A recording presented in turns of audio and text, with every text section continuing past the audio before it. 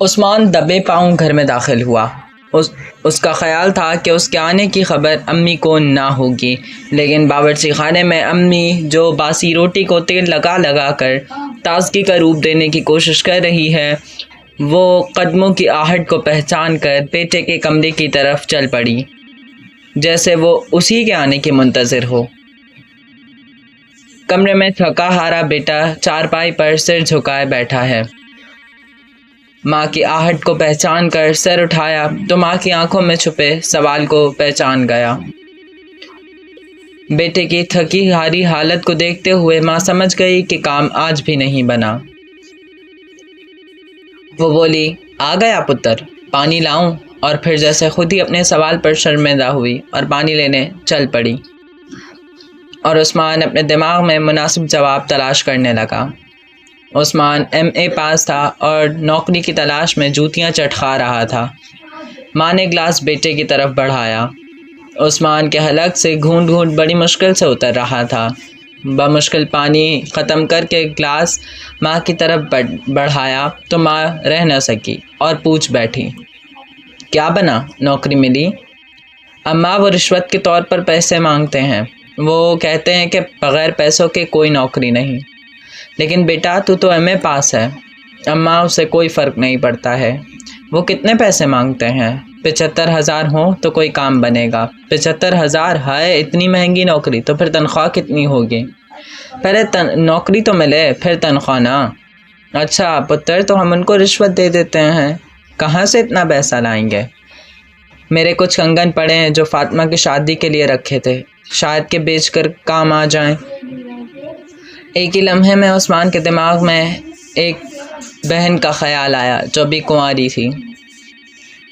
وہ بولا، لیکن وہ کنگن تو گڑیا کی شادی کے لیے رکھے تھے۔ امی بولی، کوئی بات نہیں، جب نوکری آ جائے گی تو کنگن پھر سے بن جائیں گے۔ عثمان کو بات سمجھ آ گئی اور وہ راضی ہو گیا۔ ماں بولی، مہینہ بھی ختم ہونے والا ہے اور کرایہ جو اس مکان کا پچھلے 3 مہینوں سے ہے، بجلی کا بل جو پچھلے 1 سال سے بڑھتا ہی چلا جا رہا ہے، گیس نہ ہونے کے باوجود ہزاروں روپے کے بل، آخر ہم کیا کریں؟ اور بغیر جواب ملے وہ کمرے سے نکل گئیں، جیسے وہ خود میں ہی بڑبڑا رہی ہوں، یا پھر نہ جانے خدا سے شکوہ کناں تھیں، یا خود کی غربت پر ماتم کر رہی تھیں۔ زیور بیچ بیچ کر بیٹے کو ماسٹرز کروایا تھا۔ سوچا تھا کہ بیٹا ماسٹرز کر لے گا تو کوئی اچھی نوکری مل جائے گی اور غربت کے بادل چھٹ جائیں گے، لیکن مہنگائی اور نوکری نہ ملنے کے باعث یہ حال تھا کہ 2 3 دنوں تک بچا کچا کھانا پڑتا تھا۔ ماں تو کمرے سے چلی گئی۔ عثمان کے دماغ میں آج کے سارے واقعات گردش کرنے لگے، اور پھر دماغ ایک جگہ اٹک گیا۔ بہن کی شادی، نوکری کی تلاش، ماں کا کنگن بیچنے کا مشورہ، بڑھتی مہنگائی اور سرکاری ٹیکسٹ بل وغیرہ وغیرہ، اور پھر اس کا دماغ گہرے اندھیروں میں ڈوبتا چلا گیا۔ ماں کی شفیق آواز نے اسے نیند کے گہرے دلدل سے نکالا۔ ماں اپنے ایک ہاتھ میں روٹی کی چھاپ اور دوسرے ہاتھ میں دوپہر کا ٹھنڈا سالن پکڑے کھڑی تھی۔ یقیناً روٹی بھی صبح کی ہوگی۔ وہ نہ چاہتے ہوئے بھی اٹھا اور چند لقمے زہر مار کیے اور پھر کھانا پرے کر دیا۔ ماں خاموشی سے برتن اٹھاتی چلی گئی۔ تھکن اور نیند کی وجہ سے پلکیں بہت بھاری ہو رہی تھیں۔ وہ چارپائی پر سو گیا۔ اگلی صبح بہت اداس سی نکلی تھی۔ 12 بجے کے قریب عثمان بس اسٹاپ پر نظر آیا۔ بس آئی تو وہ بھی سوار ہو گیا۔ روز کی طرح بس میں تل دھرنے کی بھی جگہ نہیں تھی۔ 1-2 افراد ادھر ادھر ہوئے تو عثمان کو بھی ایک پیر رکھنے کی جگہ مل گئی۔ یقیناً وہ قریبی صرافہ بازار کی طرف جا رہا تھا۔ کچھ دیر بعد وہ ایک سونہار سے بحث کرتا پایا گیا۔ ارے پتر، یہ سونا بہت پرانا ہے، لیکن بھائی اتنے کم پیسے، ہم اگر ایسے پگھلائیں گے تو اس کا آدھا بھی نہیں بچے گا۔ اگر دل نہیں مانتا تو کسی اور سونار کو دکھا دو۔ عثمان جانتا تھا کہ یہ اسے بہت کم پیسے دے رہا ہے، لیکن یہ اس کی مجبوری تھی۔ وہ اس سے پہلے بھی 4 یا 5 سونار کے پاس جا چکا تھا، انہوں نے تو ایسے ہی بھگا دیا تھا۔ ارے بھائی کہاں گم ہو؟ تھوڑی دیر کے بعد سونار کی آواز نے عثمان کو گہرے دلدل سے نکالا۔ ٹھیک ہے بھائی 70,000 تو کم ہے، لیکن اچھا پتر تو 72,000 لے لینا صرف تیرے لیے۔ عثمان نے سودا کر لیا اور پیسے لے کر چل پڑا۔ سوچوں کا ایک ایسا سلسلہ تھا جو اسے الجھائے ہی جا رہا تھا۔ وہ کب بس میں سوار ہوا اسے کوئی ہوش نہ رہا۔ اسے تو تب ہوش آیا جب کنڈکٹر نے اس اسٹاپ کا نام لیا جو اس کے اسٹاپ سے ایک اسٹاپ پیچھے تھا۔ ہاں، ہوش آنے پر بلا اختیار ہاتھ جیب میں رینگا۔ عثمان کے سر پر بم پھوٹا، پیسے جیب میں نہیں تھے۔ اطراف میں نظر دوڑائی تو وہ کچھ سمجھ ہی نہیں سکا۔ اطراف میں اتنے لوگ، اتنا جمع غفیر تھا۔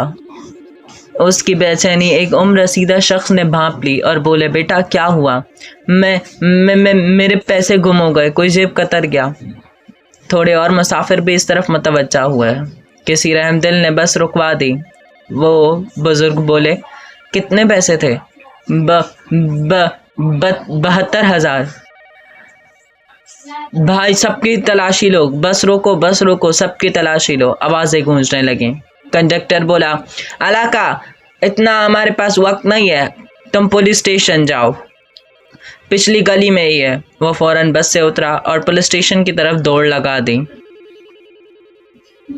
سر تھوڑی دیر بعد عثمان پولیس اسٹیشن میں داخل ہوتا نظر آیا۔ تھانے دار کی میز پر سموسی، چٹنے اور چائے پڑے ہوئے تھے۔ کیا ہوا چھورے؟ سر آگے بھی بول، چائے ٹھنڈی ہو رہی ہے۔ سر میرے پیسے بس میں کسی نے جیب کتر لی۔ اوے دین محمد، اس کی FIR لکھ۔ جی سر، جی۔ بتا بھائی نام؟ عثمان۔ کتنے پیسے تھے؟ 72,000۔ تھانے دار اپنی پتلون سنبھالتا ہوا اٹھا اور بولا، 72,000؟ چھورے پہلے یہ بتا، اتنی بڑی رقم تیرے پاس آئی کہاں سے؟ اچھا تو جواری ہے؟ نہیں۔ کہیں ڈاکہ ڈالا تھا؟ نہیں۔ ماں کے کنگن بیچے تھے؟ اوہ تو نشہ کرتا ہے؟ نہیں سر۔ عثمان کا دماغ بھگ سے اڑ گیا۔ چل نکل یہاں سے، پہلے خود ہی ڈاکہ ڈالتے ہیں اور پھر رپٹ لکھوانے آ جاتے ہیں۔ عثمان نے کچھ بولنا چاہا لیکن تھانے دار بولا، جاتا ہے کہ کروں اندر؟ عثمان خاموشی سے تھانے سے باہر آیا اور واپسی کی طرف قدم بڑھانے لگا۔ عثمان کا دل اپنی بے بسی پر پھوٹ پھوٹ کر رونے کو چاہ رہا تھا۔ اس کے دماغ میں جھکڑ چل رہے تھے۔ ایسی حالت میں اس کی آنکھوں کے سامنے سے اس بیچاری ماں کا اداس سا چہرہ گھوم گیا۔ باپ کی ضعیف حالت بھی نظروں کے سامنے تھی، گڑیا کا چہرہ اور پھر نوکری کا سوال۔ اچانک اس کے کندھے پر کسی نے ہاتھ رکھا۔ اس نے گھوم کر دیکھا تو وہی مسکراتی نظریں، وہی شفیقانہ بزرگ اس کے عقب میں کھڑے تھے۔ وہ ہمدردی کا مظاہرہ کر رہے تھے۔ آؤ بیٹا بیٹھ کر بات کریں، اور اسے لے کر قریبی فٹ پاتھ پر چلے گئے۔ کوئی بات بنی؟ عثمان کے لبوں سے فیصلہ نہیں۔ رسیدہ بولے، کوئی گہرا مسئلہ ہے؟ ہاں، میں MA پاس ہوں اور کوئی میرے پاس نوکری نہیں۔ ہر کوئی نوکری کے لیے رشوت کے طور پر پیسے مانگتا ہے۔ اس کی آنکھوں سے بے بسی کے آنسو بہنے لگے۔ کرائے کا گھر ہے اور گھر میں کھانے کو راشن بھی آخری ملاحل میں ہے۔ رشوت دے کے نوکری حاصل کرنے کا سوچا، ماں کے آخری کنگن بچے تھے، سوچا کہ بیچ دوں گا، لیکن بس میں کسی نے جیب کتر لی۔ ضعیف شخص نے اس کے کندھے پر ہاتھ رکھا اور بولے، تھانے میں کیا ہوا؟ وہ تو مجھ پر ہی الزام لگا رہے ہیں کہ میں نشائی ہوں، میں نے ڈاکہ ڈالا ہے۔ ماں گھر پر انتظار کر رہی ہوگی۔ ماں کو بولنا کہ نوکری مل گئی۔ عقب میں چاول مارکیٹ ہے، تم گدھے جسم کے مالک ہو، کچھ مزدوری کر لیا کرا۔ میرا بیٹا بھی مزدوری کر رہا ہے، زیادہ کچھ نہیں، بس سوکھی دال روٹی چل رہی ہے، مہینے میں 15-20 ہزار تک کما لیتا ہے۔ میری مانو تو کل ہی سے کام شروع کر دو۔ عثمان کے دماغ میں خیال سا ابھرا، چلو بیٹا نماز کا وقت ہو رہا ہے، میں چلتا ہوں۔ عثمان کی کچھ ڈھارس بندھی اور وہ گھر کی طرف چل پڑا۔ گھر پہنچا تو یہ خوشخبری سنائی کہ نوکری مل گئی ہے۔ ماں نے مستقبل کے خواب بننا شروع کر دیے۔